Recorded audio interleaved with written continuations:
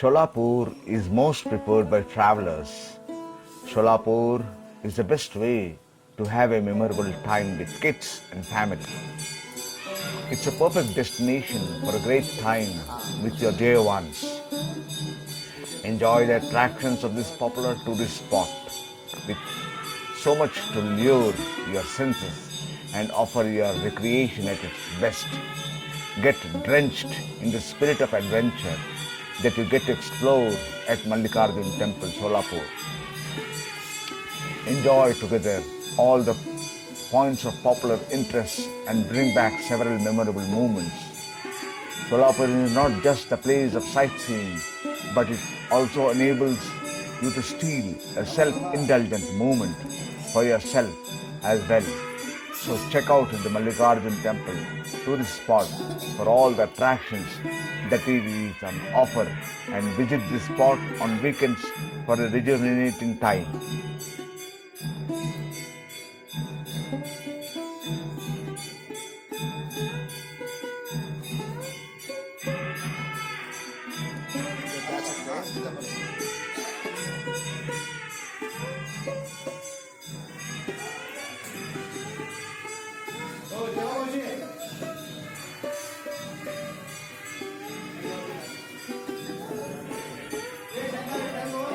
Solapur is the sure way to refresh and relax after a busy weekend.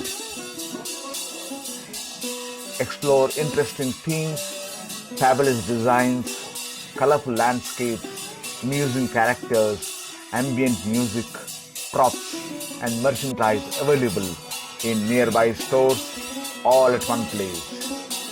The go-to destination for all types of travelers, be it family, kids and couples. Solapur is however mostly preferred by family. The best season or months to visit Solapur is February, October, November and December. There are 75 tourist places in Solapur which can be explored by travelers. Local attractions can be visited at any time of the day, be it in early morning, afternoon, evening or night, as suitable for travelers. Sightseeing in Solapur can be done by travelers which can take half a day or one day. But to see all sightseeing places, travelers need to stay in Solapur for at least 2 or 3 days.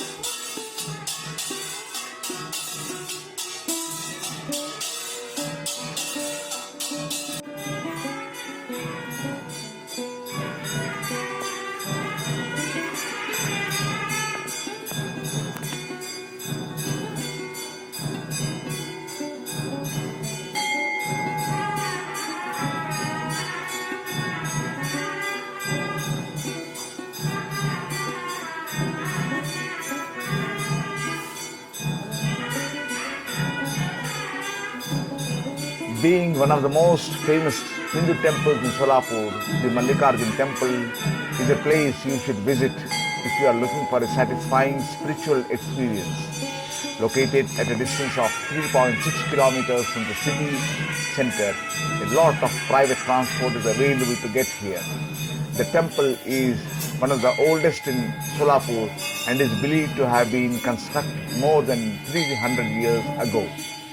The temple is dedicated to Mallikarjuna, an avatar of Lord Shiva, and is believed to be a must-visit for all Shiva devotees. You can also easily spend an hour or two admiring the beauty of this place and relaxing in its peaceful and comfort ambience. Located on NH9 in Budwarpet, the temple is almost entirely made of stone. It is located at the center of a huge complex surrounded by greenery and remains of various historical artifacts that were used in the ceremonies constructed in the temple. The Garbhagriha of the temple houses a huge Shivalinga which is believed to be embodiment of Mallikarjuna. The temple is made out of a unique basalt mineral which has an almost mirror-like finish and ancient technique that is exclusive to this place. The temple is the most crowded on Fridays when a special puja is done in honor of Mallikarjuna. The Shivalinga is decorated with precious ornaments, and a special prasad is prepared as an offering. The best time to visit the temple is during the winter months or old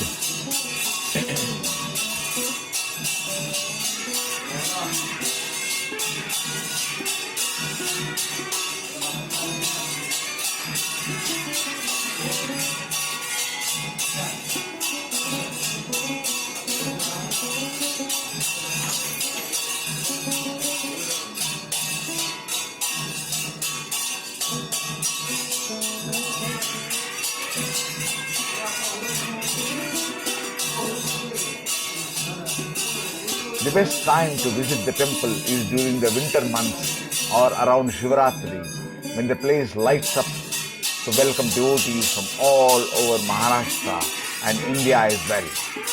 If they aren't busy and you are asked nicely, the priest will tell you all there is to know about the history of the place and all the folklore that surrounds it.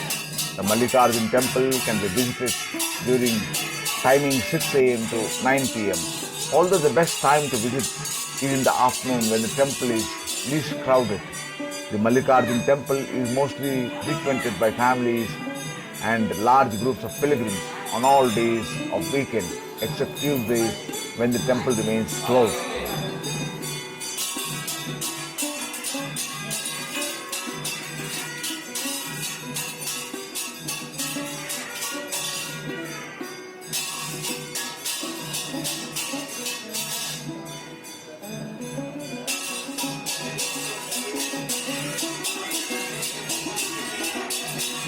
Lord Shiva, meaning the auspicious one, also known as Mahadeva or Shiva. Shiva is the powerful and fascinating deity of the Hindu Trinity who represents death and dissolution. The main iconographical attributes of Shiva are the third eye on his forehead, the snake Vasuki around his neck, the adorning crescent moon, the holy river Ganga flowing from his matted hair, the Trishula as his weapon, and the Damaru as his musical instrument. Shiva is usually worshipped in the aniconic form of Linga.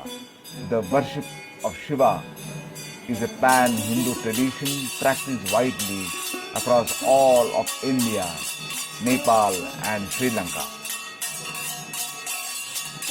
Lord Shiva is one of the holy trinity in Hinduism and is known as the destroyer. He marks the end of all mortal things, including life. Hence, any Hindu crematorium has to have a Shiva statue in its premises. It is said that praying to Shiva regularly has a host of benefits for devotees, and praying to Shiva at home not only grants the wishes of the devotees but also purifies the atmosphere of the house. Lord Shiva's first manifestation as Linga. There is an interesting background story about why we celebrate Mahashivaratri. Brahma and Vishnu were having a quarrel as to who is more powerful, practicing that this fight would turn disastrous for the world. Other gods asked Lord Shiva to meditate between them.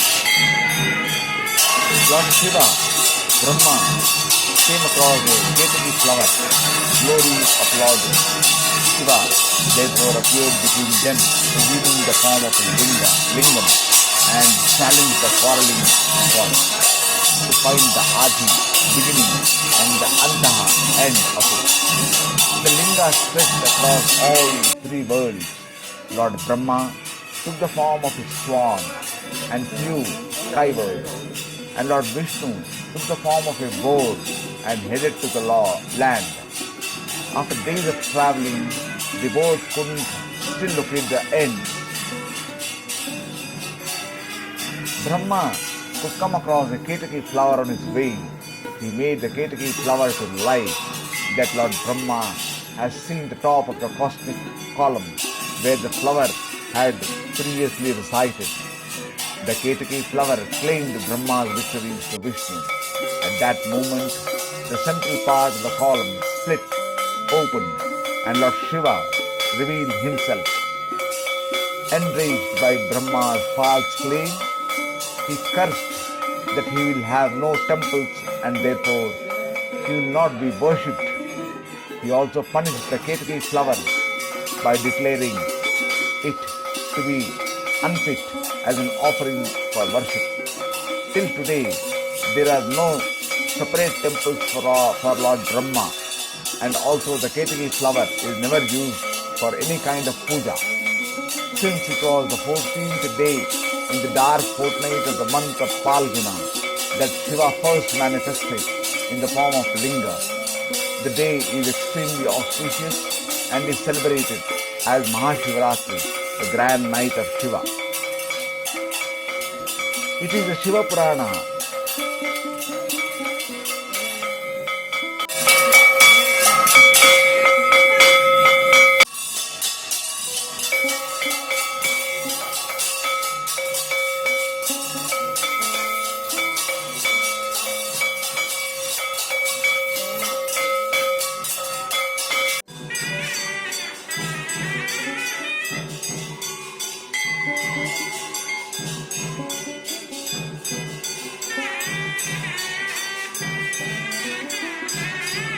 In the Shiva Purana, it has been told that once Sanat Kumara was traveling in an aircraft and happened to see Parasara in the state of meditation. Sanat Kumara stopped by and asked the latter the reason for being at such a lonely place. He said he was in search of moksha or salvation. Sanat Kumara then revealed to him the knowledge he received earlier from Nandikeshwara, the bull, that is Shiva's loyal companion, and suggested him to practice Mananam, Shravanam, and Kirtanam to get closer to the divine force that is Lord Shiva. Mananam is the uttering of Shiva mantras or prayers, contemplating or meditating upon the grandeur and significance of Shiva or the sacred texts of Shaivism and performing similar mental activities. Shravanam, it is the listening from others or in a gathering of Shiva's devotees about Lord Shiva, the concepts of Shaivism, the books on Shaivism, the life and activities of Nayanars or other devotees of Shiva. Kirtanam, singing the glory of Lord Shiva either alone or in the company of other devotees. When it is done in groups, it is called bhajan. Devotional singing helps the mind become stabilized in God. According to the Shiva Purana, in this Kali Yuga, worship of Shiva in the form of Shivalinga is the best means of liberation. Shiva is both Saguna, having a definite form, and Nirguna, without a definite form. According to Shaiva, Nirguna worship is the highest form of spiritual oneness a person can achieve.